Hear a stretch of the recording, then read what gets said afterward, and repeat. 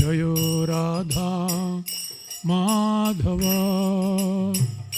कुंज विहारी।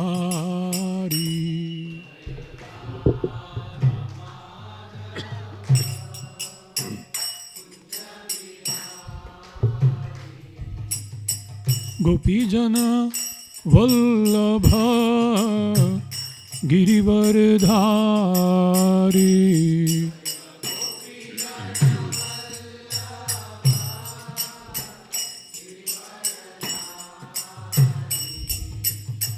गोपीजन वल्लभ गिरिवरधारी।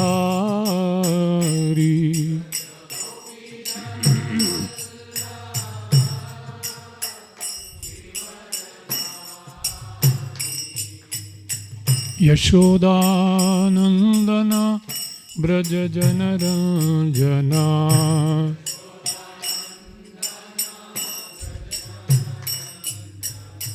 यशोदानंदन ब्रज जनरंजना।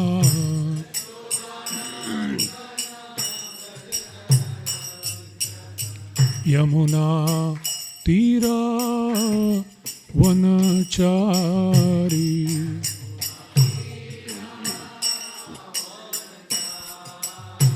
यमुना तीरा वनचारी।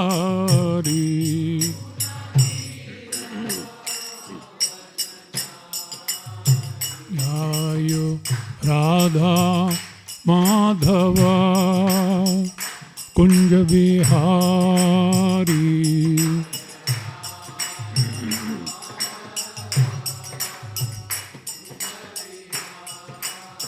जय राधा माधव कुंज विहारी।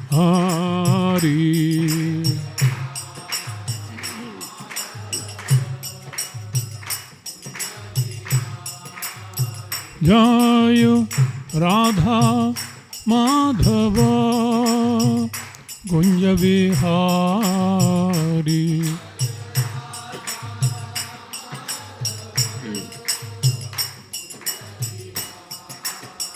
जय राधा माधव कुंज विहारी।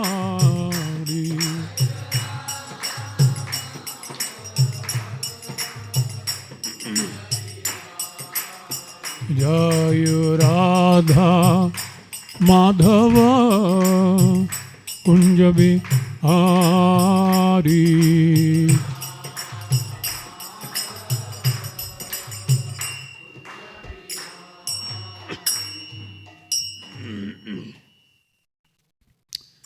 जय ओम विष्णुपाद परमहंस परिव्राजकाचार्य अष्टोत्तर शतशिष्यपाद कृष्ण कृपा श्री मूर्ति।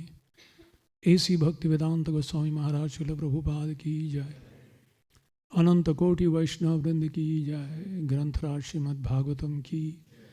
निताय गौर प्रेमानंदी समावेत भक्त वृंद की जय। श्री श्री गुरु गौरांग की जय।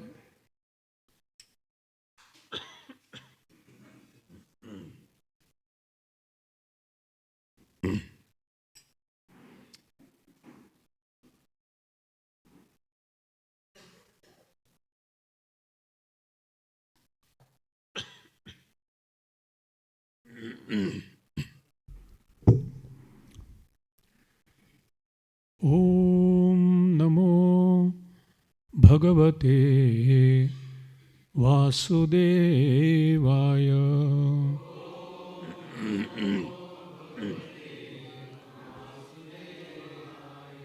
ओम नमो भगवते वासुदेवाय।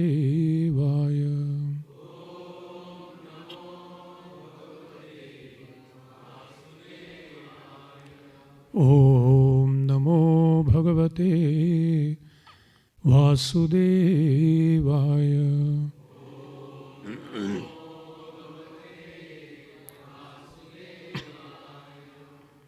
नारायणं नमस्कृत्य नरं चैव नरोत्तमं देवीं सरस्वतीं व्यासं ततो जयमुदीरये। नष्टप्रायेषु भद्रेषु नित्यं भागवत सेवया भगवतीरुत्तमश्लोके भक्तिर्भवति नैष्ठिकी।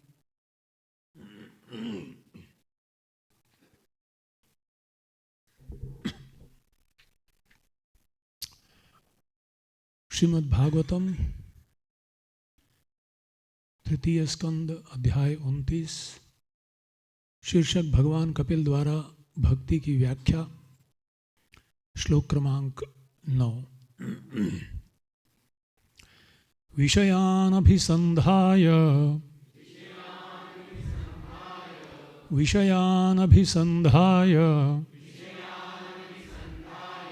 यश ऐश्वर्यमेव वा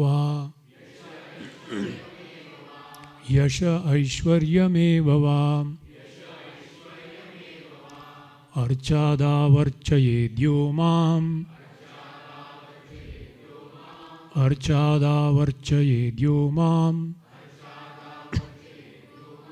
पृथग्भावः स राजसः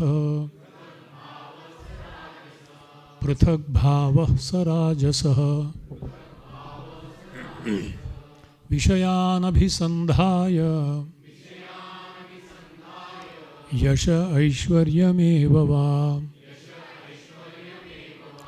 अर्चादावर्चयेद्यो माम् पृथग्भावः स राजसः विषयानभिसंधाय यश ऐश्वर्यमेव वा अर्चादावर्चयेद्यो माम्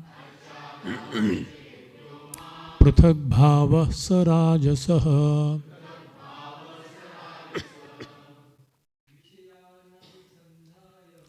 विषयानभिसंधाय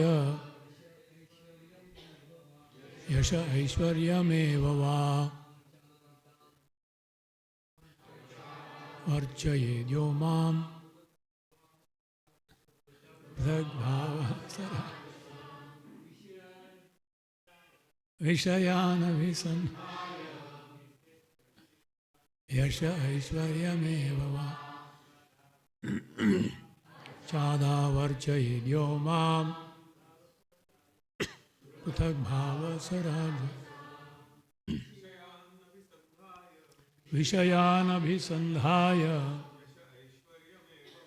यश ऐश्वर्यमेव वा अर्चादावर्चयेद्यो माम् पृथग्भावः स राजसः। माताजी विसंधाय यश ऐश्वर्यमेव वा अर्चादावर्चयेद्यो माम् स राजसः। शब्दार्थ विषयान, विषय भोग को, अभिसंधाय लक्ष्य करके, यशः ख्याति, ऐश्वर्यम ऐश्वर्य, एव निस्संदेह, वा अथवा, अर्च आदौ विग्रह पूजन आदि में, अर्चयेद पूजा करे, यह जो माम मुझको, पृथक भाव भेदभाव रखने वाला, पृथकतावादी, सह वह, राजसह रजोगुण में। अनुवाद और तात्पर्य श्रील प्रभुपाद द्वारा। मंदिर में एक पृथकतावादी द्वारा भौतिक भोग, यश तथा ऐश्वर्य से युक्त विग्रह पूजा रजोगुणी भक्ति है। तात्पर्य, पृथकतावादी शब्द को अच्छी तरह से समझना होगा। इसके लिए भिन्न दृक् तथा पृथक भाव शब्द मिलते हैं। पृथकतावादी वह है जो भगवान के हित से अपने हित या स्वार्थ को पृथक देखता है। पृथक यानी अलग। मिश्रित भक्त अथवा रजोगुणी तथा तमोगुणी भक्त सोचते हैं कि भगवान का स्वार्थ भक्तों के आदेशों की पूर्ति करने में है।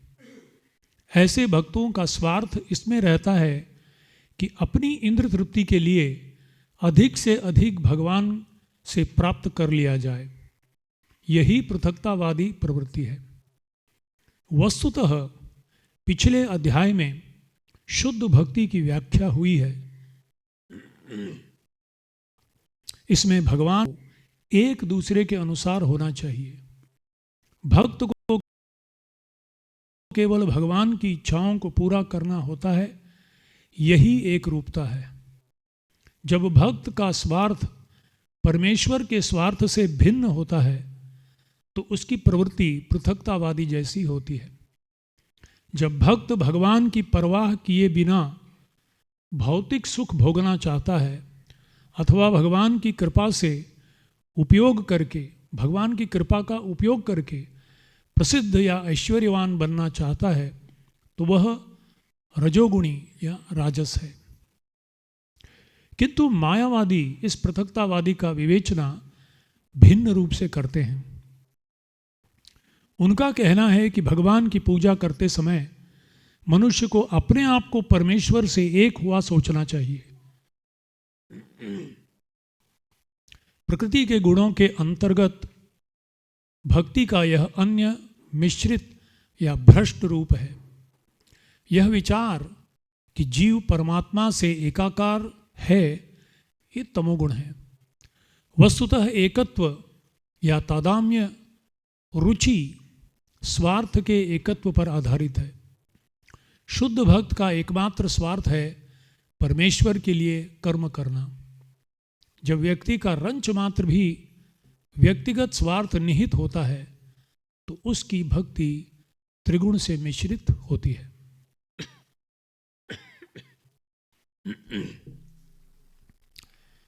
ओम ज्ञानतिमिरान्धस्य ज्ञानाञ्जनशलाकया चक्षुरुन्मीलितं येन तस्मै श्रीगुरवे नमः।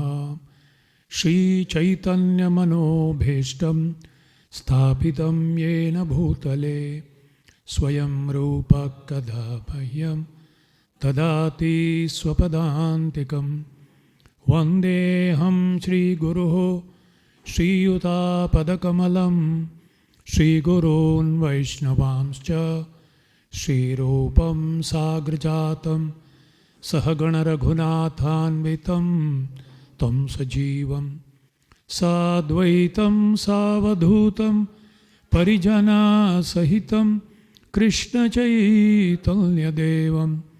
श्रीराधाकृष्णपादान् सहगणललिता श्रीविशाखान्वितांश्च नमो विष्णुपादाय कृष्णप्रेष्ठाय भूतले श्रीमते भक्तिवेदान्त स्वामीति नमस्ते सारस्वती देवे गौरवाणी निर्विशून्यवाद पाश्चात्य देशधारिणे। हे कृष्ण करुणा सिंधु दीनबंधु जगत्पते गोपेश गोपिका कांता राधा कांता नमोस्तुते। तप्त कांचन गौरांगी राधे वृंदावनेश्वरी वृषभानुसुते देवी प्रणमामि हरिप्रिये। वाञ्छाकल्पतरुभ्यश्च कृपा सिन्धुभ्य एव च पतितानां पावने वैष्णवेभ्यो नमो। जय श्री कृष्ण चैतन्य प्रभु नित्यानंद श्री अद्वैत गदाधर श्रीवासदि गौरभक्त। हरे कृष्णा कृष्णा कृष्णा हरे हरे, राम राम हरे हरे।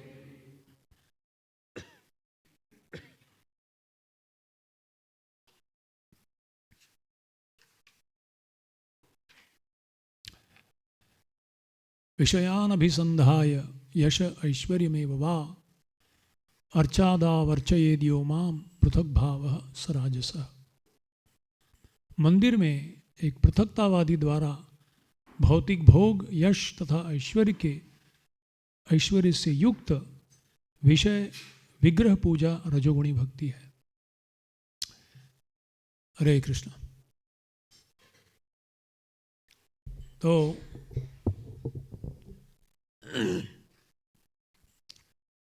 कपिल मुनि द्वारा माता देवहूति को दी हुई अलग अलग जो शिक्षाएं हैं, उनमें खास इस प्रसंग में भक्ति के अलग अलग मार्ग जो है उसका वर्णन हुआ है। जैसे कल हमने चर्चा किया, भक्ति का मार्ग एक ही है, पर अपने अपने स्वभाव और गुण के आधार पर हर व्यक्ति भक्ति करता हुआ नजर आता है, पर इसका परिणाम अलग अलग हो सकता है या उसका लक्ष्य अलग अलग हो सकता है, और उसके आधार पर अलग अलग प्रकार की भक्ति बताई गई है। शुद्ध भक्ति का मतलब है स्वनुष्ठितस्य धर्मस्य संसिद्धिर हरितोषणम अतः पुंभी द्विजश्रेष्ठ वर्णाश्रम विभागश। वर्णाश्रम में अलग अलग वर्ण, अलग अलग आश्रम के आधार पर हर एक व्यक्ति भक्ति कर रहा है, पर उस भक्ति की परिपूर्णता क्या है? शुद्ध भक्ति क्या है?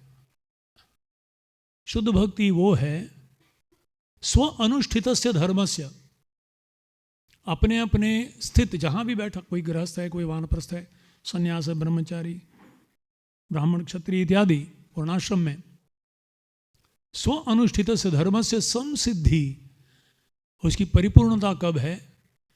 जब हरितोषणम, वो उस कर्मों के द्वारा भगवान को पूर्ण रूप से प्रसन्न करता है।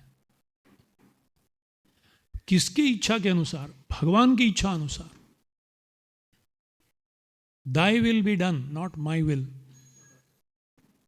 आपकी जो इच्छा है वो मेरी इच्छा है।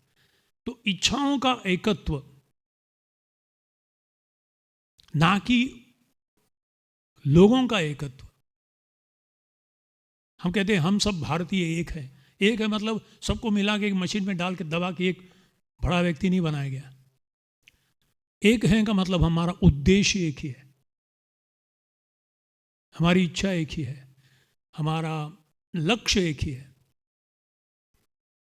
इसी तरह से भक्त और भगवान, ममैवांशो जीवलोके जीवभूत सनातनः, हम सब भगवान के अंश होने के कारण, जैसे सारे उंगलियां, सारे शरीर के अवयव एक साथ मिलकर शरीर की इच्छा जो है उसको उसमें सहयोग करते हुए एक ही रूप से चलता है। कभी एक हाथ पीछे जाता है, कभी एक हाथ आगे जाता है, एक पैर सामने एक पैर पीछे। ऐसा लग रहा है अलग अलग दिशा में जा रहे हैं, नहीं, एक ही दिशा में जा रहे हैं जहां शरीर को पहुंचना है। पर जब भगवान की भक्ति कर रहा है व्यक्ति, पर हृदय में कुछ और इच्छा है, भगवान की प्रसन्नता नहीं, खुद की प्रसन्नता, इसको कहते हैं भिन्न दृक्, अलग दृष्टि, या पृथक भाव। पृथक मतलब अलग।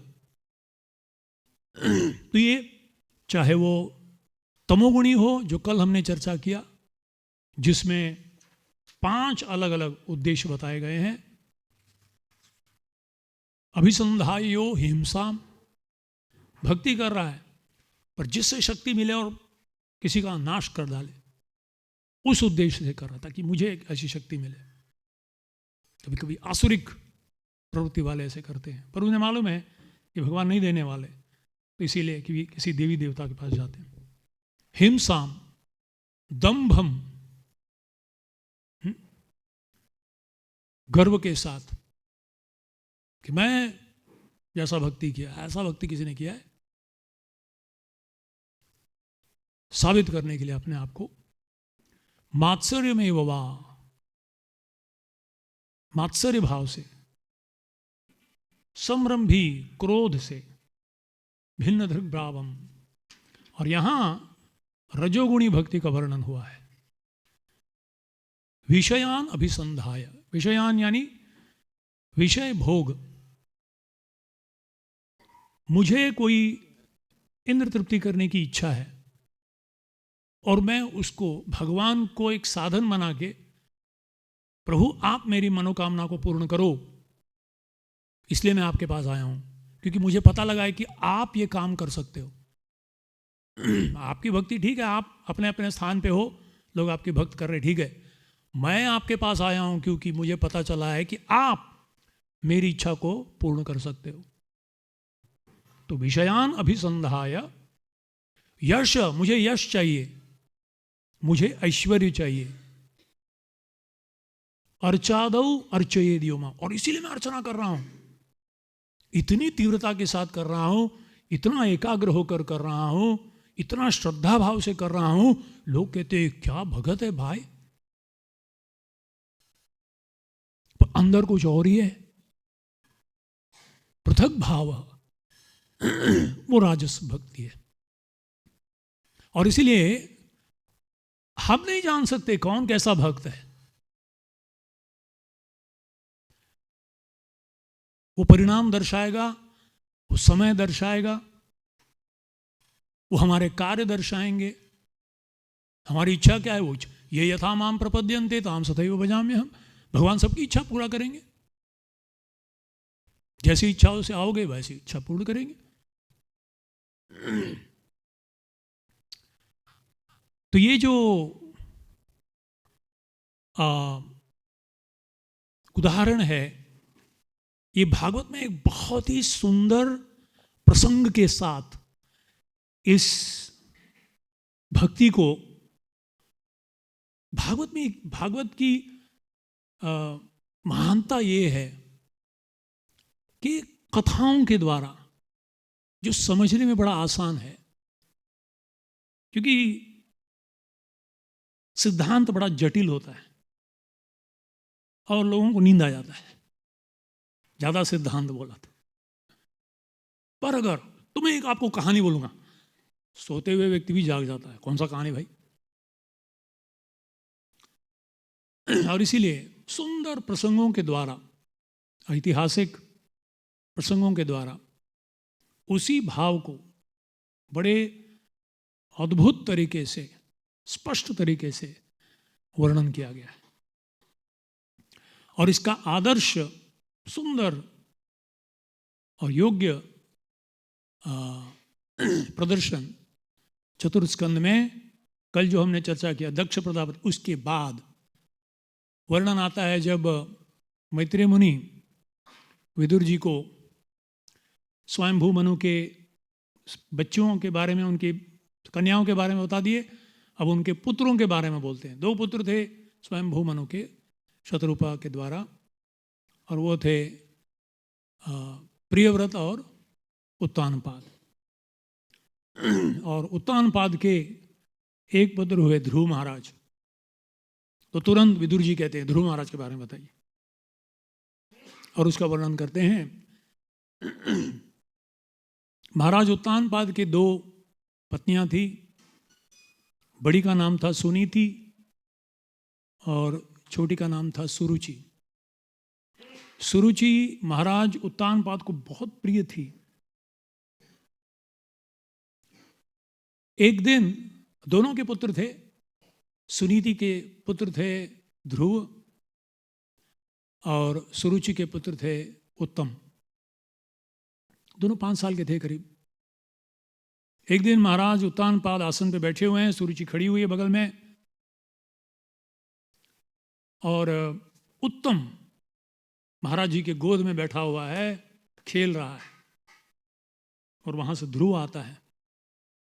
ध्रुव की भी इच्छा होती है पिताजी के गोद में बैठने की, तो पिताजी के गोद में वो चढ़ने जाता है। पिताजी कुछ एकदम न्यूट्रल, क्या बोलते हैं न्यूट्रल को हिंदी में? नहीं, तटस्थ, कुछ भाव नहीं दिखा रहे, कुछ नहीं। अब बच्चा आता तो ही वो उठा के बैठाते हैं थोड़ा चुपचाप। क्यों? क्योंकि सुरुचि बगल में खड़ी है, और सुरुचि समझ जाती है और कहती है, बेटा ध्रुव तू अपने पिता के गोद में बैठने के लायक नहीं है बेटा। वो केवल मेरे पुत्र उत्तम के लिए योग्य है। गोद में बैठना मतलब कल उनके बाद आसन पे बैठना, सिंहासन पे। तो उस दृष्टिकोण को रखते हुए कहती है कि तू उसके योग्य नहीं है। हाँ, तू अगर बैठना चाहता है तो एक काम तू कर सकता है, तू जाके भगवान की भक्ति कर, और जब भगवान प्रकट हो उन्हें संतुष्ट कर, और वो जब प्रकट हो तो उनसे कहना कि अगले जन्म में मैं सुरुचि के गर्भ से मैं जन्म लूं, तब तू आसन पर बैठ सकता है बेटा। ध्रुव भी क्षत्रिय है। क्षत्रिय का लक्षण गीता में भगवान बताते हैं। उनके अंदर वो रजोगुण क्षत्रिय गुण होता है, तो बहुत ही चोट लगता है उनको। अरे मैं भी तो उन्हीं का पुत्र हूं। तो बहुत ही विचलित होकर, त्रस्त होकर अपने पिता की ओर देखते हैं, कम से कम वो तो आश्रय दे दे। पिता भी लाचार है क्योंकि वो सुरुचि देख रही है, उनको क्या लगा, तो इसीलिए चुप रहते हो, कुछ नहीं कहते। कभी कभी कुछ नहीं करना भी बहुत कुछ करना होता है। कभी कभी लोग बोलते हैं हमने कुछ नहीं किया, वही तो समस्या है, कुछ करना चाहिए था। तो ध्रुव मानो सांप के ऊपर अगर कोई कुचल देता है पैर, किस तरह से वो फुफकारता है, इस तरह से गर्म आंसू बह रही है उसके आंखों से, और सांप जैसा फुफकारता हुआ वहां से निकल जाता है और सीधा अपनी मां के पास जाता है, सुनीति। और वो अपने महल में बैठी होती है। सुनीति के पास जब ध्रुव आता है, तब तक सुनीति को ये संदेश मिल गया रहता है कि इस प्रकार से व्यवहार किया सुरुचि ने, ऐसे शब्द, कटु शब्द, बड़े बाण जैसे शब्द कह डाले, और इसी से ध्रुव बहुत ही घायल हुआ है और बहुत ही उत्तेजित है, वो त्रस्त है और बहुत ही दुखी है। तो जब ध्रुव आता है तो तुरंत उसे अपने गोद में बैठाती है, क्योंकि वो खुद भी त्रस्त रहती है। वो कहती है कि बेटा, तेरे पिता सुरुचि के घर की जो दासी है ना, उससे भी ज्यादा उनके समान भी मुझे समय नहीं देते। वो भी उतनी त्रस्त है। मिजरी लव्स कंपनी बोलते हैं। तू भी दुखी, मैं भी दुखी, चल दोनों मिलकर रोएंगे। पर सुनीति, सुनीति जैसा उसका नाम भी है, 5 मिनट के अंदर उसके शब्दों के द्वारा ध्रुव महाराज को इस तरह से मार्गदर्शन देती है कि ध्रुव महाराज आगे बढ़कर भागवतम में उनका नाम आ जाता है। ये तो ऐसी घटनाएं तो हर रोज घटते होंगे, सबका नाम भागवत में क्यों नहीं आता? क्योंकि सुनीति ने उस क्षण जब त्रस्त हुआ ध्रुव आता है, अपना अहंकार को चोट लगा है और क्रोध है, बदला लेने का भाव है, तब सुनीति क्या करती है? उस शक्ति जो है, ऊर्जा, उसमें से जो नकारात्मक चीज है हटा देती है और उस शक्ति को सकारात्मक दिशा दे देती है। कहती है कि बेटा मैं भी उतना ही दुखी हूं, पर तू समझ ले ये सुरुचि का दोष नहीं है, ये शायद हमारे कोई पिछले जन्म का कर्म है जो हम भुगत रहे हैं, और ये भावना रखने से हमको ही तकलीफ होता है। बेटा उस भावना को हटा दे। पर माता सुरुचि जी ने एक बात कहा है, वो तेरी भलाई के लिए है। सुरुचि ने क्या कहा? तुझे जो भी चाहिए वो एक मार्ग से प्राप्त हो सकता है, और वो है तू भगवान को प्रसन्न कर, और भगवान तेरी सारी इच्छा, विषयान, तू जो भी चाहता है, यश ऐश्वर्य जो चाहता है, तू जो भी चाहता है वो तुझे प्रदान करेंगे।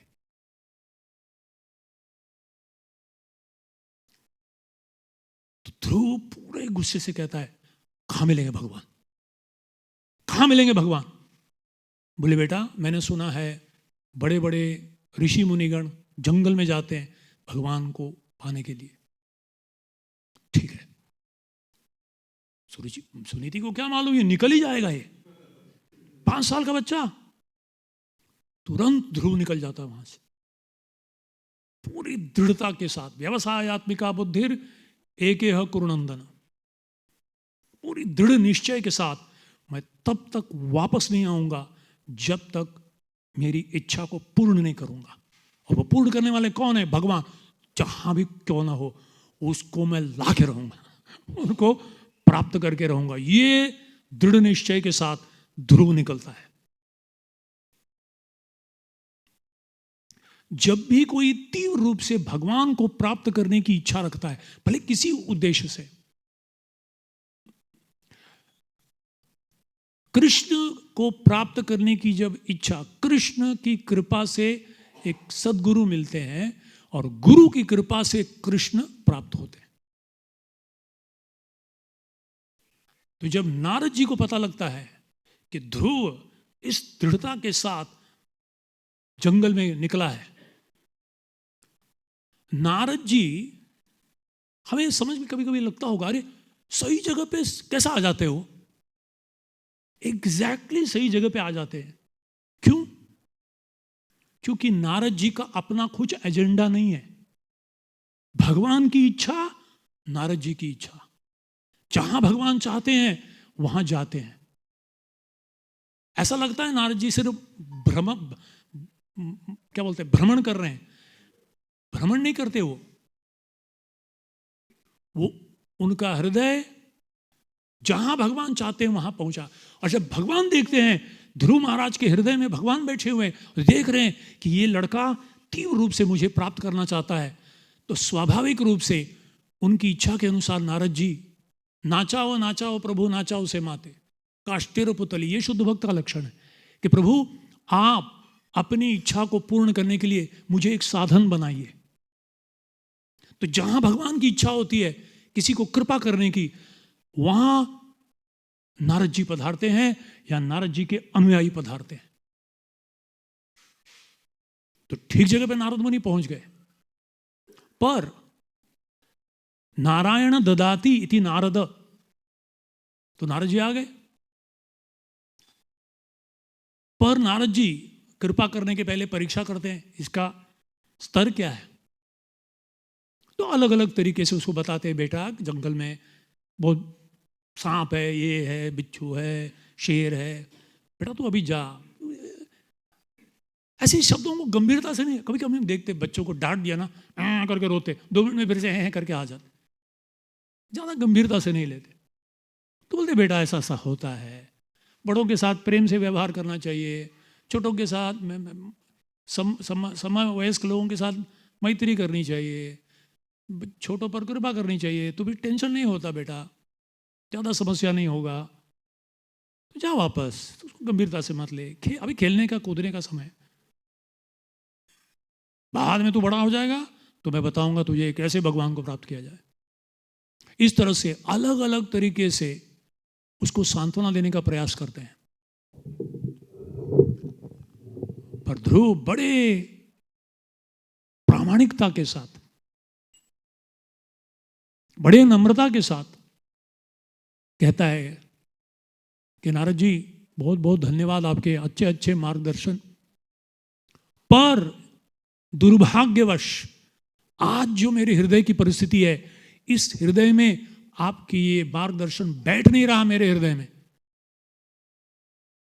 क्योंकि मैं कुछ इच्छा से आया हूं, और वो इच्छा है मेरे बाप ने, दादा ने, परदादा ने, उसके ऊपर जो सबसे ऊपर है, एक ऐसा स्थान मुझे चाहिए, एक ऐसा स्थान जो मेरे बाप, मेरे दादा, मेरे परदादा किसी को ना मिला हो। उनके पिता कौन है? उत्तानपाद, पूरे विश्व के सम्राट। उनके पिता कौन है? स्वयंभू मनु, पूरे मानव जाति के श्रेष्ठ। उनके पिता कौन है? ब्रह्मा जी, ब्रह्मलोक पे बैठे, पूरे ब्रह्मांड के नाथ। उनसे भी ऊपर का मुझे स्थान चाहिए, और जब तक वो मुझे नहीं मिलेगा मैं और कुछ नहीं सुनना चाहता हूं। अगर ये आप दे सकते हो तो मुझे दीजिए, नहीं तो हरे कृष्णा। धन्यवाद, आप मेरे लिए प्रार्थना कीजिए, बस मैं जा रहा हूं। नारद जी कहते वाह, एक क्षत्रियों के निश्चय तो देखो। बहुत प्रसन्न होकर कहते कि बेटा, हाँ, और मुझे बताया गया है कि भगवान ही मुझे दे सकते। ये भगवान कहां मिलेंगे? अगर आप बता सकते हो तो ठीक है, नहीं तो हरि बोल। तो नारद जी कहते कि बेटा जरूर बताऊंगा। यहां से ही थोड़ी दूर में मधुवन नाम का एक वन है, जमुना जी के तट पर। वहां तू जा, वो पवित्र स्थान है। तो वो स्थान में पवित्र रूप से तू स्नान कर। बता दे किस तरह से 3 बार स्नान करना, किस तरह से भगवान के रूप का वर्णन करते हैं। इस रूप के ऊपर तू ध्यान करना और इस मंत्र का तू जप करना बेटा। इस तरह से इन रीति रिवाजों को पालन करते हुए दिन में 3 बार नदी में स्नान करके,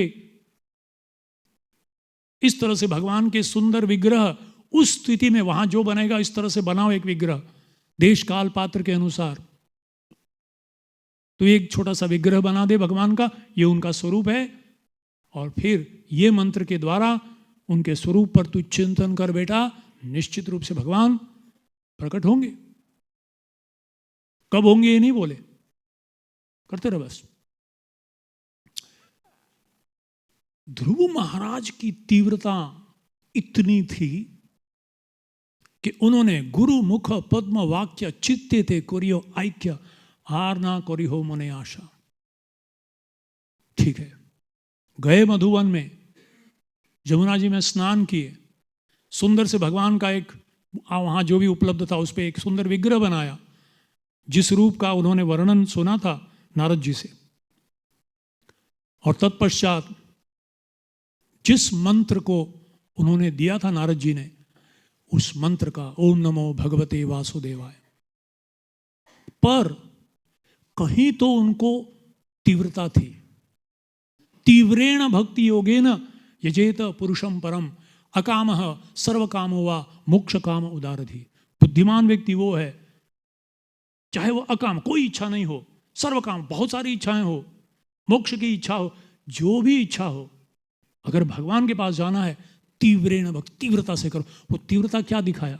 चुपचाप बैठ के जप कर सकते थे, 16 माला करके बाद लटका सकते थे। बोले नहीं, और मुझे कुछ नहीं चाहिए। आनुकूल्य से संकल्पो प्रतिकूल्य से वर्जनम। प्रतिकूल क्या क्या है? खाने में वो टाइम जाता है, चुपचाप बैठने से नींद आ सकता है, खड़े हो गए, और ऐसे एक पैर पे खड़े हो गए, जैसे खड़े होकर बोले खाना वाना में बहुत समय जाता है। धीरे धीरे धीरे धीरे, पहले तो गिरे फिरे कुछ फल फूल खाते थे, उसके बाद फिर पत्ते खाते थे, उसके बाद बोले उसमें भी समय जाता है। पानी पीते थे, 3 दिन में 6 दिन में एक बार पानी पीना, बाद में बोला है पानी पीना भी बहुत टाइम लगता है। केवल एक सांस लेना भी 5 महीने में बंद कर दिया। जब तीव्रता होती है, तीव्रता का मतलब है अनुकूल चीजों के ऊपर ध्यान देकर प्रतिकूल चीजों को धीरे धीरे धीरे धीरे अपने जीवन से कम करना, ये focus. This is the art of focusing, accepting the favourable, rejecting the unfavourable. यह तीव्रता का लक्षण है। चाहे मेरे शरीर के लिए थोड़ा तकलीफ क्यों ना हो, मेरे मन कितना भी वो संघर्ष करे, मेरी बुद्धि 1000 कारण दे, ये नहीं तेरे लिए प्रैक्टिकल नहीं है, या अहंकार कहे नहीं किसी की पैर पड़ना तो पढ़ूंगा, कुछ भी करूंगा, पर मुझे चाहिए मेरा लक्ष्य। यह दृढ़ संकल्प। 5 साल का लड़का 1 महीने में तीव्रता बढ़ा रहा है, तीव्रता बढ़ा रहा है, और 5वें महीने के बाद जो 6ठा महीना था, सांस भी लेना बंद कर दिया।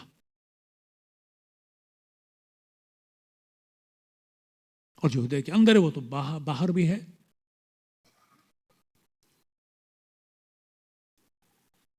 पूरे देवताओं का भी सांस बंद हो गया।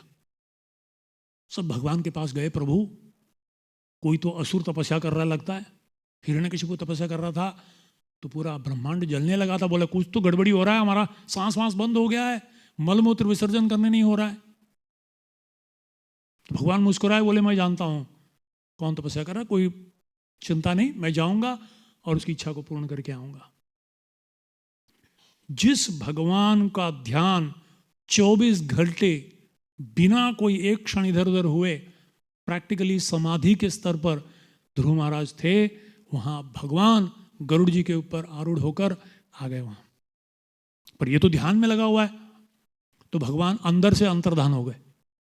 तो ध्रुव बहुत विचलित हो गया, मैंने क्या गड़बड़ी की कि भगवान चले गए। तो उसने आंख खोला तो जो अंदर से बाहर, भगवान बाहर खड़े हैं।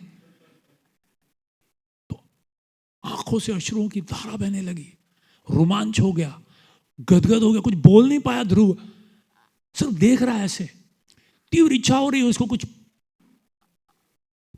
कुछ शब्द कहने की या कुछ गुणगान करने, कुछ नहीं आ रहा उसको, कुछ समझ में नहीं आ रहा है। भगवान उसकी परिस्थिति को जाने और अपना शंख लेकर उसके सर पर ऐसा स्पर्श किया, बस। योऽन्तः प्रविश्य मम वाचमिमां प्रसुप्तां संजीवयति अखिल शक्तिधर स्वधाम्नां अन्यां च हस्तचरण श्रवणत्वगादीन् प्राणान् नमो भगवते पुरुषाय तुभ्यं। ध्रुव महाराज की प्रार्थना का पहला मतलब, देखिए, आत्मा सच्चित आनंद है, संपूर्ण ज्ञान है आत्मा के अंदर। चित्त यानी ज्ञानमय, इसीलिए हम अंग्रेजी में कहते हैं आत्म साक्षात्कार या सेल्फ रियलाइजेशन, नॉट इंस्टॉलेशन। कोई सॉफ्टवेयर इंस्टॉल करना नहीं है, अंदर है, इसको साक्षात्कार करना। सर्वस्य चाहम हृदय सन्निविष्टो मत्त स्मृति ज्ञानम अपोहनम च। जैसे भगवान ने अपने शंख को इनके कपोल पर, इनके सर पर रखा, मस्तक पर, तुरंत सारा ज्ञान जो है पूर्ण रूप से साक्षात्कार होकर अब ध्रुव महाराज शुरू कैसे कह रहे हैं, यो अंतः प्रविश्य मम वाचमिवां प्रसुप्ताम। आज तक ये शब्द सोया हुआ था, ये शक्ति जो है सुप्त अवस्था में थी। मनसा वाचा कर्मणा, ये 3 शक्ति है हमारे पास, विचार करने की, बोलने की, कार्य करने की, और ये सुप्त अवस्था में है। भले हम काम कर रहे हैं, पर वो सुप्त अवस्था में, जिस उद्देश्य से मन बुद्धि, मन वाणी और मनसा वाचा कर्मणा कार्य करना चाहिए, वो नहीं कर रहे, हम सोए हुए। जीव जागो गौरचंद्र बोले। संजीवयति, आपने एक संजीवनी बूटी डाल दी है। आपके स्पर्श से प्रभु, आपके नाम, आपके रूप, गुण, लीला में इतनी शक्ति है कि सुप्त अवस्था वो जागृत हो जाता है। संजीवयति अखिल शक्ति धर स्वधामना, और आप अखिल शक्ति के स्वामी हो। आपके स्पर्श से अब अन्यांश हस्त चरण त्वग आदीन सब में प्राण भर दिया है आपने।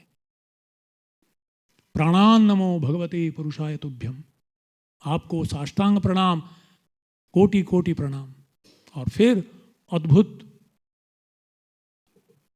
प्रार्थना करते हैं। जो 5000 साल से, करोड़ों सालों से भागवत में आज भी बड़े बड़े वैरागी, बड़े बड़े भक्त स्मरण करते। चैतन्य महाप्रभु ध्रुव और प्रहलाद की कथा 10-10, 100-100 बार सुनकर भी तृप्त नहीं होते थे। क्यों? महाप्रभु तो साक्षात भगवान है, वो तो शुद्ध भक्ति के स्तर पर है। पर क्यों महाप्रभु ध्रुव और प्रहलाद की कथा सुन रहे हैं? क्योंकि उनसे प्रेरणा मिलती है, दृढ़ता, दृढ़ निश्चय प्राप्त करने की। प्रहलाद से कि किसी भी परिस्थिति में विचलित नहीं होने की। क्या उदाहरण! ये हमारी संस्कृति है, ये हमारे आचार्य हैं, ये हमारे उदाहरण हैं, रोल मॉडल्स। तो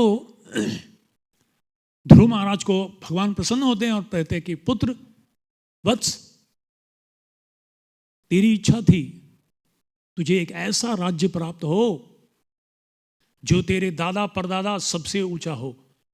वत्स, मेरा खुद का जो वैकुंठ धाम है इस ब्रह्मांड के अंदर, क्षीर सागर में जहां मैं स्थित होता हूं, इस ब्रह्मांड के अंदर जो वैकुंठ लोक है वो तेरे नाम से जाना जाएगा और तू वहां निवास करेगा। तेरे नाम से वो जाना जाएगा, ध्रुवलोक, जहां जिसके चारों ओर सारे ब्रह्मलोक से लेकर पाताल लोक तक घूमते हैं, वो स्थान तेरा है वत्स। निश्चित रूप से तू प्राप्त करेगा, क्योंकि जिस श्रद्धा के साथ, जिस निष्ठा के साथ तू मेरी संतुष्टि के लिए जो कार्य मेरे प्रतिनिधि ने बताया तू किया, उससे मैं प्रसन्न हूं। और इतना ही नहीं, इस धरातल पे जब तक तू जीवित रहेगा 36,000 साल तक, ये सतयुग की कथा है जहां लोग 1,00,000 साल रहते थे, 36,000 साल तक तू राज्य करेगा।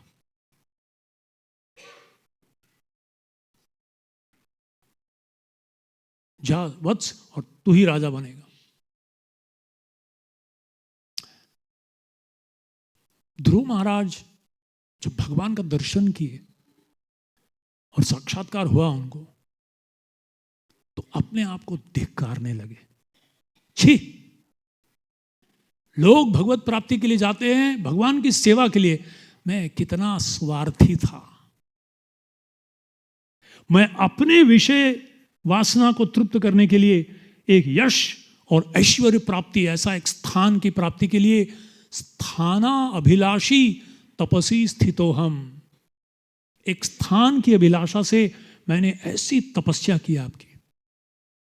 त्वाम प्राप्यवान, और आप मिल गए देव मुनीन्द्र गुह्यम। अरे बड़े बड़े ऋषि मुनि करोड़ों साल नहीं, करोड़ों जन्मों तक तपस्या करते हैं और आपको प्राप्त नहीं कर पाते हैं, और उसको आपकी कृपा से मैं 6 महीने में प्राप्त किया। पर किस लिए? काचन विचिन्वम, एक कांच के टुकड़े के लिए मैं आपके पास आया था प्रभु। अब आप मिल गए अभी दिव्य रत्नम। स्वामी कृतार्थोस्मि, मैं कृतार्थ हो गया, मैं संतुष्ट हो गया, मुझे और कुछ नहीं चाहिए, बस आपकी सेवा चाहिए, आपका दर्शन चाहिए, आपके भक्तों का संग चाहिए, आपके प्रति प्रेम चाहिए, बस और कुछ नहीं चाहिए मुझे। नको मला, जाओ दे, वो उत्तम रखने दो, उनको ही रखने दो, मुझे नहीं चाहिए। बोले नहीं पुत्र, जिस उद्देश्य से तुम आए थे वो तो मिलना चाहिए। नहीं तो लोग बोलेंगे देखो भगवान को इतना तपस्या और भगवान ने उसको बस ऐसे लट्टू बना के छोड़ दिया, कुछ दिया नहीं। बोले नहीं नहीं नहीं नहीं, लोगों को मालूम पड़े कि जो भी मेरे द्वार आता है खाली हाथ नहीं जाएगा, वो जिस उद्देश्य आए वो भी मिलेगा, पर ऐसी कृपा मिलेगी कि फिर से वो भौतिक इच्छा नहीं होगी। एक भौतिक इच्छाएं खुजली जैसी है। खुजली लेके आप आपके मित्र के पास जाओगे तो बोलेगा चल पीछे मुड़, मैं खोज लाता हूं। पर आप डॉक्टर के पास जाओगे तो वो नहीं बोलेगा खोज लाता हूं, चलते ले लिए।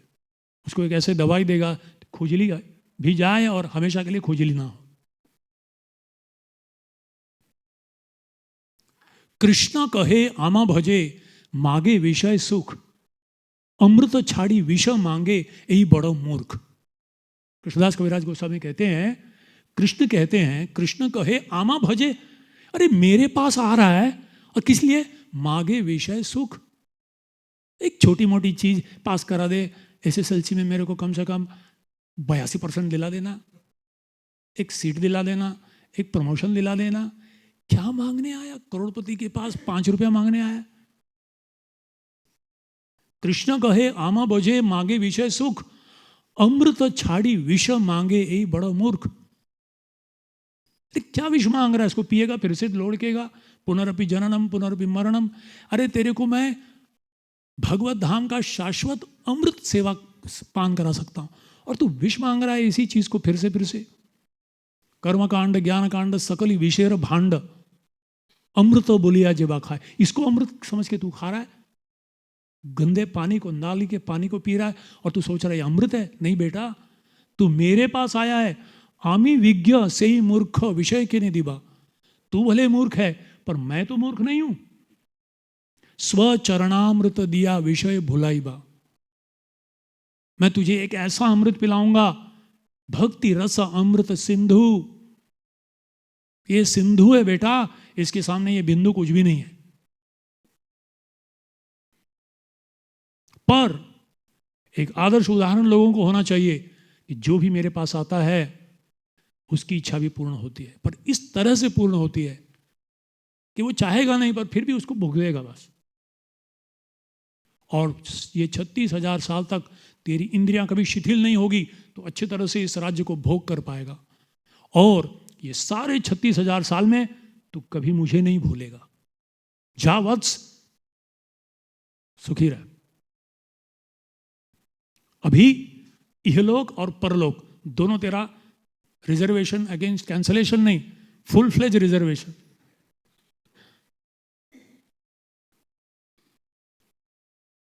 तो ध्रुव महाराज वहां से आते हैं।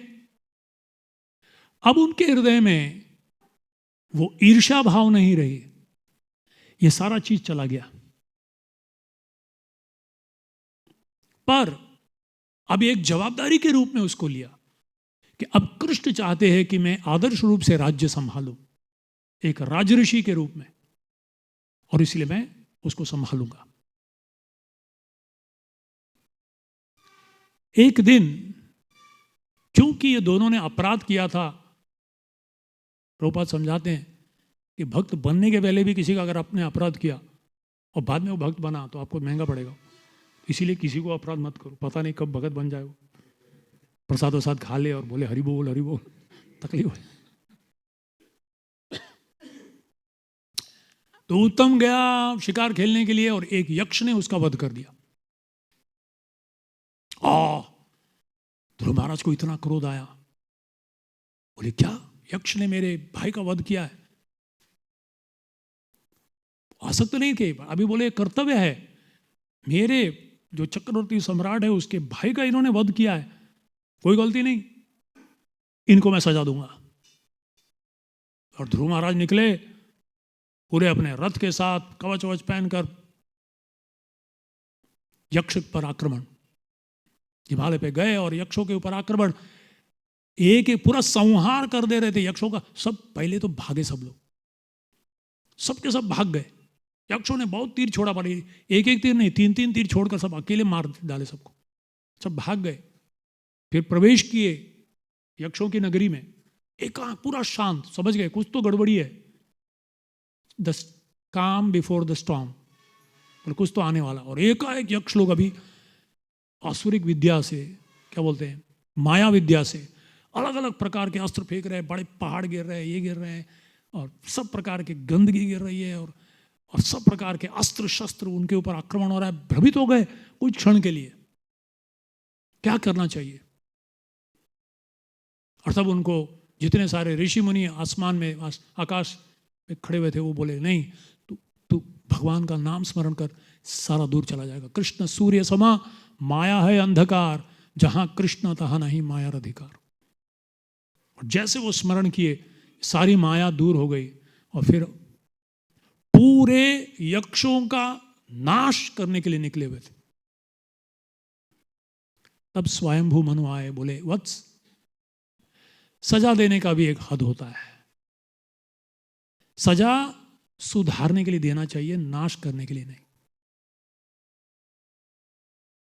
तो वत्स तूने खूब सजा दे दिया, और सजा सही में यशस्वी हुआ है, इसका मापदंड क्या है कि सजा योग्य सजा मिली है।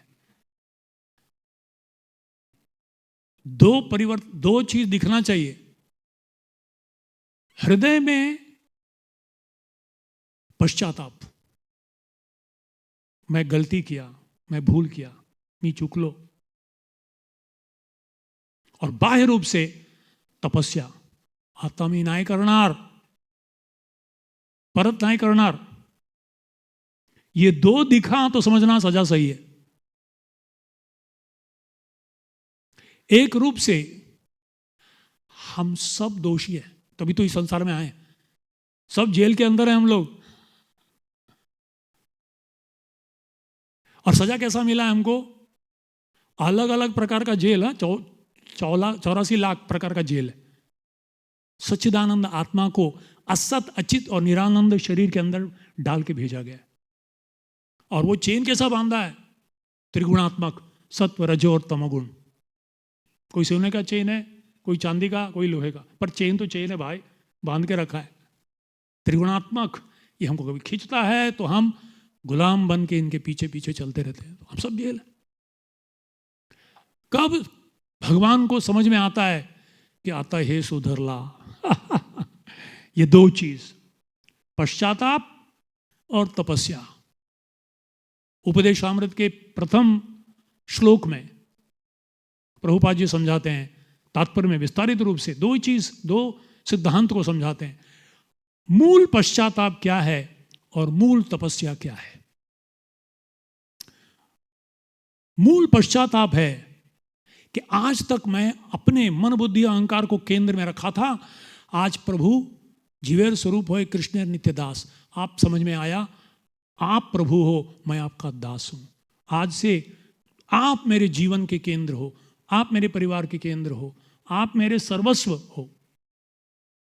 ईश्वरोहम अहम भोगी सिद्धोहम बलवान सुखी। आज तक मैं अपने आप को केंद्र में रखा था, पूरा संसार मेरी इच्छा के अनुराग मेरे भोग के लिए है। पर आज समझ में आया, भोक्तारम यज्ञ तपसाम सर्वलोक महेश्वरम, आप भोक्ता हो, हम सब आपके सेवक हैं। मन मना भवमत भक्तो मध्याजी माम नमस्कुरु। और इसीलिए दीक्षा के समय सबसे प्रथम प्रण जो हम लेते हैं, दीक्षा लेना मतलब आज मैं आपकी शरण आया हूं। आज तक मैं खुद भगवान बनने का प्रयास कर रहा था, एकत्व बनने के रूप में, मायावादी के रूप में, या खुद भगवान बनने की, हिरण्यकशिपु भगवान, गॉड इज डेड, रावण और हिरण्यकशिपु जैसे, या मायावादी जैसे, मैं ही भगवान, तू भी भगवान, सब भगवान। बोले नहीं, जीवेर स्वरूप हो कृष्ण। तो सबसे बड़ा पश्चाताप है, आज से मैं अपना नहीं आपका गुणगान करूंगा। कीर्तनीय सदा हरि, कम से कम 16 माला, कम से कम। इतना भी नहीं करे तो एक्चुअली पश्चाताप नहीं हो रहा है।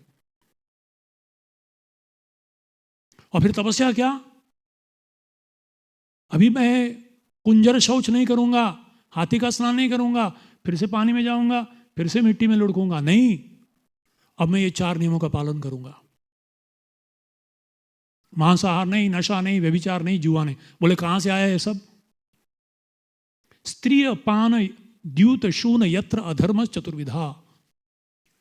ये अधर्म का जो बिल्डिंग हमारे हृदय में, ये 4 खंबे के ऊपर खड़ा हुआ है, लोड बेरिंग पिलर।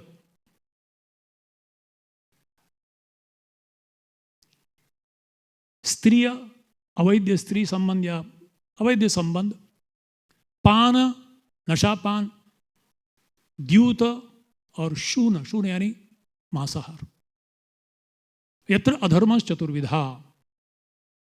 और उसका विरुद्ध क्या? क्योंकि अच्छा, ये क्यों ये 4 चीज, और भी 1000 चीज है, तो ये खास 4 चीज क्यों? क्योंकि धर्म जो है वो 4 स्तंभ पे खड़ा हुआ है। सत्यम शौचम तपह दया। सत्य कब चला जाता है व्यक्ति के हृदय से? सत्य तब चला जाता है जब व्यक्ति जुआ खेलता है। दूंगा 2 रुपया पर, चाहिए मेरे को 10 लाख रुपया। तो समय भी हम लोग, समय की भी जुआ खेल रहे हैं हम लोग। अरे मूल्यवान समय है, उसको भी हम गंवा रहे हैं ऐसे टाइम पास। तो सत्यम, इसीलिए हम कम से कम जुआ खेलने से मन जो है विचलित हो जाता है। शौचम, शुद्धता, संबंधों में शुद्धता। धर्म अविरुद्धो भूतेषु कामोस्मि, मैं वो काम वासना हूं जो धर्म के विरुद्ध नहीं है। जब विवाहित रूप से आप संपर्क रखोगे, पर अविवाहित रूप से जिस तरह से मनमानी, तो फिर वो अधर्म है। सत्यम शौचम तपह, तपस्या। सबसे तपस्या क्यों? क्योंकि नशा चढ़ा हुआ, ऑलरेडी नशा चढ़ा हुआ, अहंकार का नशा। अहम ममेति, मैं ये शरीर हूं और शरीर का संबंध सब कुछ मेरा, ऑलरेडी नशा है। उसके ऊपर एक्स्ट्रा नशा, और इसीलिए वो नशा नहीं। कम से कम ये नशा को कम करो, उसके ऊपर एक्स्ट्रा नशा मत करो। सत्यम शौचम तपह दया। हृदय से दया चला जाता है जब केवल अपने ये 4 इंच की जिह्वा को संतुष्ट करने के लिए किसी और जीव को मार के, हत्या करके उसके मांस को खा रहे हो। तो कोई बोल सकता है आप तो पेड़ को खाते हो, पौधा खाते हो, तो वो भी तो है ना, उसमें भी तो जीव है। हाँ, जीवो जीवस्य जीवनम। ये प्रकृति का निर्माण ऐसा है कि जीव को ही खाना चाहिए, पर फल खाने में और किसी बकरी को खाने में अंतर है। The least violence. और वो भी क्या, भगवान को भोग लगा क्या? पत्रम पुष्पम फलम तो वयम यो मे भक्त्यात् प्रयच्छति तदहम भक्ति उपहर्तम अश्नामि। हम वेजिटेरियन नहीं है, हम कृष्णटेरियन है। जो भी भगवान को भोग लगता है वही हम खाएंगे, क्योंकि उनकी कृपा है, उनका दिया है। तार मध्य जिह्वाति लोभोमय सुदुर्मति, ताकि जिता कठिन संसार।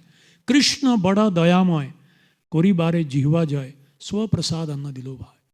सही अन्नामृत पाओ, राधा कृष्ण गुण गाओ। पेट भरना है, शक्ति मिलना है, उसके लिए दिया हुआ है भगवान ने, कभी नहीं किया। तो इस तरह से परीक्षित ध्रुव महाराज को स्वयंभू मनु आकर सांत्वना देते, बेटा तूने जो करना था कर चुका है, बस तू वापस जा। और यक्षों के स्वामी प्रसन्न हो जाते हैं, कुबेर जी, और आके पूछते हैं ध्रुव मैं तुमसे बहुत प्रसन्न हूं वत्स, तू मांग, तुझे क्या चाहिए। अब देखिए, अब यहां समझ में आता है सुधरा हुआ भक्त बन गया है। ध्रुव महाराज कहते क्या है, तो बोले मुझे कुछ, अरे यक्ष के कुबेर जी आके मांग रहे हैं धनतेरस होता है ना दिवाली में, सोना ही सोना, सोना नहीं सोना। अब धन के स्वामी आके मांग रहे, मांग बेटा क्या चाहिए, काहि न कोमला, बस आप प्रार्थना करो कि मेरा भक्तों का संग रहे, भक्ति बने रहे, भगवान की मैं सेवा करते रहूं, कहीं भी रहूं, किसी योनि में रहूं, किसी स्थिति में रहूं। फिर वापस आते, 36,000 साल तक राज्य करते हैं। राज्य करने के बाद योग्य समय पे अपने पुत्रों को राज्य संभालने के लिए देकर जंगल में चले जाते हैं, ऋषि मुनियों के साथ बैठकर पूर्ण रूप से भक्ति में मग्न हो जाते हैं। और जैसे उनको शरीर छोड़ने का समय आता है, वैकुंठ से विमान आता है, डायरेक्टली वैकुंठ से विमान आता है, आप सोचिए। और वहां 2 ऐसे प्रज्वलित विष्णु दूत उतर के आते हैं और बोलते हैं वत्स आपके लिए तैयार है। ध्रुव महाराज बोले अच्छा, टांगो अपने माला को, छलांग मारो वैकुंठ विमान में। बोले नहीं, पहले जाके स्नान करते हैं, अपना साधना खत्म करते हैं पहले।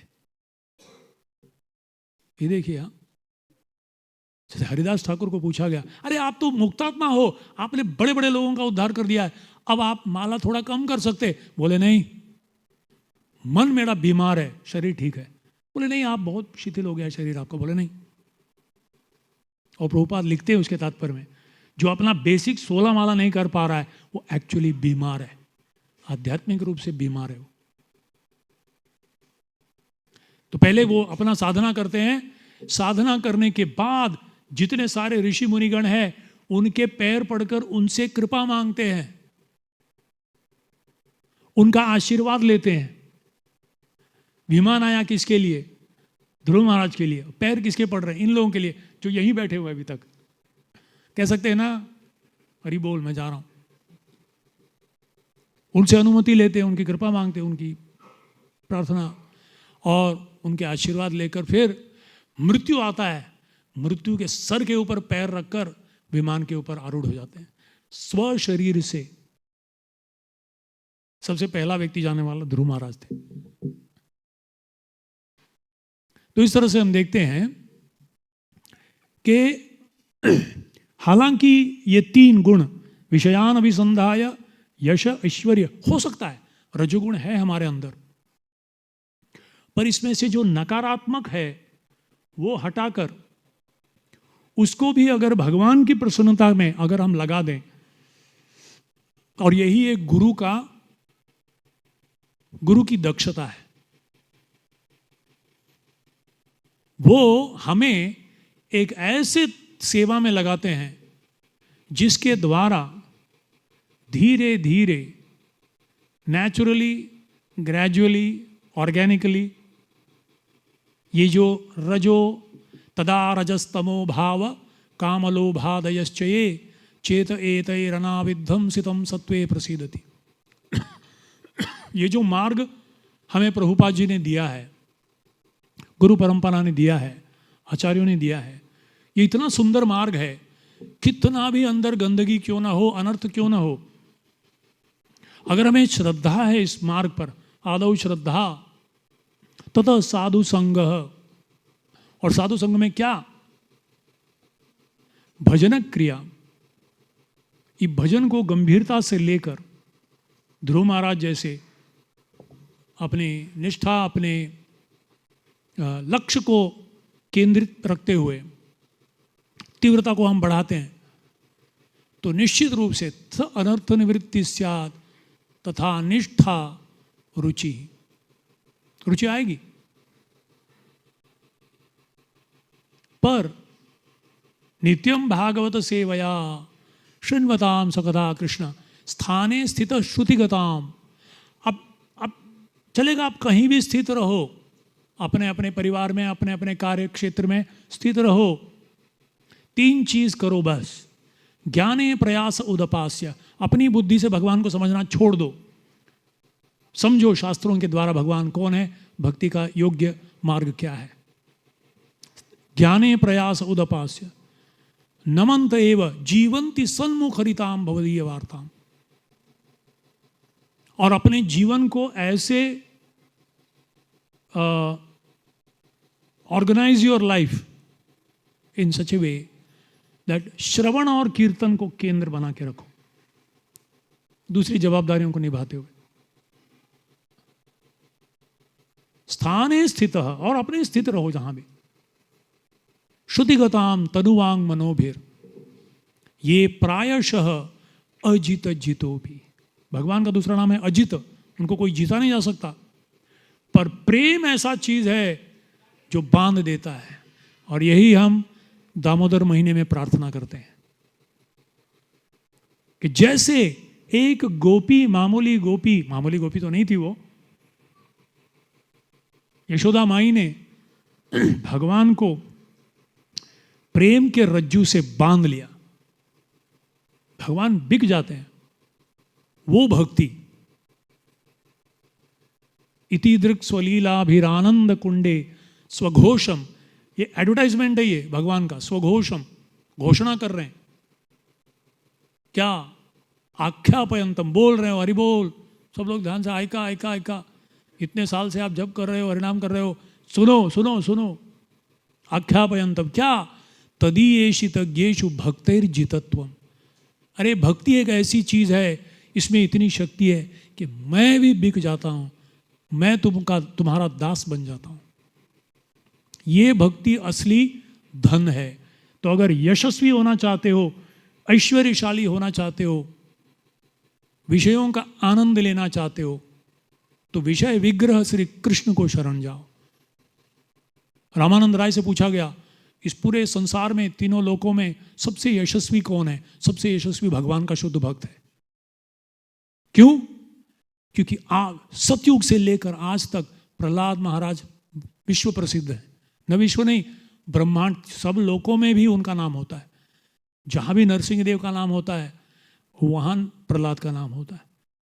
जहां भी रामचंद्र जी का गुणगान होता है, हनुमान जी का गुणगान होता है, क्योंकि भक्त है। और ऐश्वर्य चाहिए, षडैश्वर्य पूर्ण भगवान के धनी बाप का इकलौता बेटा बन जाओ यार, क्या कमी है? तो था स्वार्थ, पर गुरु ने बड़े सुंदर तरीके से। और जाते जाते ध्रुव महाराज सोचते हैं, आज यहां मैं क्यों आया, कैसे आया? क्योंकि मेरी मां ने मुझे 36,000 साल पहले, जब मैं गुस्से से बदला लेने आया था, तो उसको सही दिशा दिखाया। उनके बिना मैं कैसे जा सकता हूं? भगवान सबके हृदय में बैठे, समझ गए। और विष्णुदूत कहते हैं, हरि बोल, सामने वाले देखो, वो विमान जो तुमसे पहले जा रहा है, वहां तुम्हारी मां बैठी हुई है। और वो बोलती है, या बेटा तू भी पढ़, तू पढ़ जा। इतनी शक्ति, जो इच्छा वो तो पूर्ण हो गई। जो भी इच्छा एक शुद्ध भक्त करता है, भगवान बोलते यस सर। क्योंकि जीवन भर भक्त ने बोला यस सर भगवान को, तो भगवान बोलते हैं, तू यस सर हमेशा बोलता है ना, तो जो भी इच्छा करेगा यस सर। वो क्यों नहीं करेंगे? साधवो हृदयम मह्यम साधु नाम हृदयम तो हम मदन्य ते न जानन्ति ना हम तेभ्यो मनागम। तो इस तरह से श्रील प्रभुपाद की कृपा है कि भले किसी उद्देश्य से हम भक्ति में आए हो, पर अगर लक्ष्य को केंद्र में रखते हुए, अनुकूल चीज़ों को स्वीकार करते हुए, प्रतिकूल चीज़ों को धीरे धीरे अपने जीवन से हटाते हुए अग्रसर होंगे, बढ़ेंगे, तो निश्चित रूप से हमारा प्रयत्न अगर सही रहा तो भगवान की कृपा, जो दामोदर लीला निश्चित रूप से होगी, इसमें कोई संशय नहीं। और ये रजो और तमोगुण जिसको नियंत्रण कर पाना असंभव है, मम माया दुरत्यया, पर मामेव ये प्रपद्यन्ते माया में ताम तरन्ति, पार कर पाएंगे। श्रील प्रभुपाद की जय, ग्रंथराज श्रीमद् भागवतम की जय। 15 मिनट थोड़ा एक्स्ट्रा चला गया। हरे कृष्ण।